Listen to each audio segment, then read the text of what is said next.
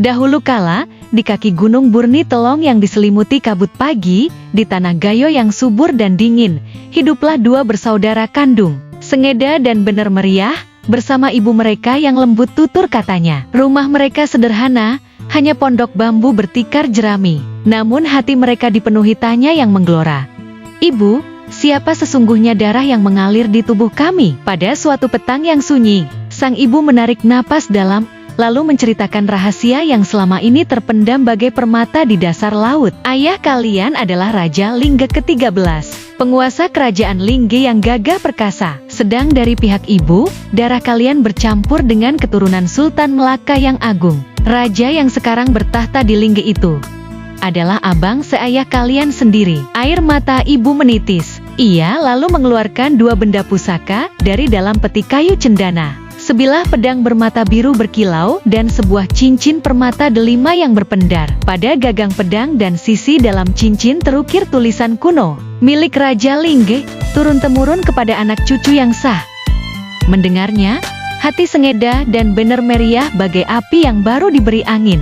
Mereka bersumpah di depan ibu, kami akan pergi ke Lingge, menemui abang kami, dan memeluk seluruh sanak keluarga yang selama ini hanya ada dalam mimpi. Dengan restu dan tangis haru sang ibu, keduanya pun berangkat. Perjalanan jauh melewati rimba belantara, menyeberangi sungai deras, hingga akhirnya tiba di kerajaan Lingge yang megah. Di sana berdiri Umah Pituruang, istana 7 bilik berukir emas dan perak, yang tiang-tiangnya menjulang bagai pohon kelapa raksasa. Dipandu oleh penguasa setempat, kedua saudara itu menghadap Raja Lingge 14.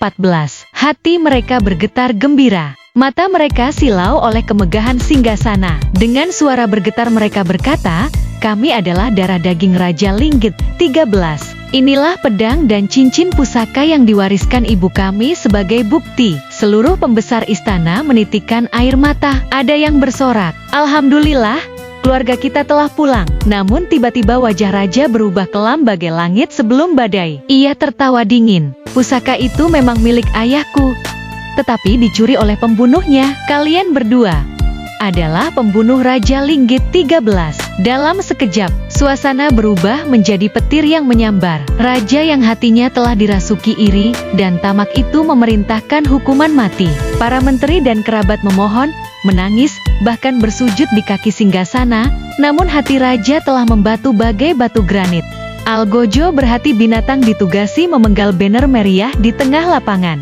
Dalam hitungan detik, kepala Bener Meriah berguling, darah merah membasahi tanah Lingge. Pakaiannya yang berlumur darah dibawa ke hadapan raja sebagai bukti. Sementara itu, Sengeda diserahkan kepada Cikserul, seorang pembesar tua yang bijak lagi penyayang, untuk dipenggal di tempat sepi. Di tengah perjalanan, air mata Sengeda mengalir deras. Ia sudah pasrah. Namun tanpa diduga, Cikserul berbisik, tenang, anakku, aku takkan membunuhmu.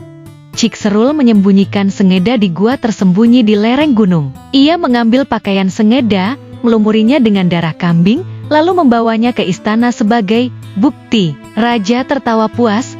Hatinya yang penuh dendam merasa lega seolah musuh besar telah lenyap. Sejak itu, Sengeda hidup dalam persembunyian. Hari-hari ia isi dengan mengurus kebun dan ternak Cikserul. Kerajinan dan kesetiaannya membuat Cikserul mengangkatnya bagai anak kandung sendiri. Suatu malam, dalam tidurnya yang gelisah, Bener Meriah datang dalam mimpi. Wajahnya berseri, suaranya lembut bagai angin malam Gayo. Sengeda, dengarkan aku baik-baik. Ikutilah Cikserul ke Banda Aceh Darussalam saat sidang tahunan. Bawalah pisau kecil yang sangat tajam dan selembar upi betung yang lebar dan bagus. Di sana, masuklah ke Balai Gading, lukislah gajah putih di atas upi itu. Ketika seorang putri datang, katakan padanya bahwa gajah putih itu ada di Lingge, dan kau sanggup menangkapnya.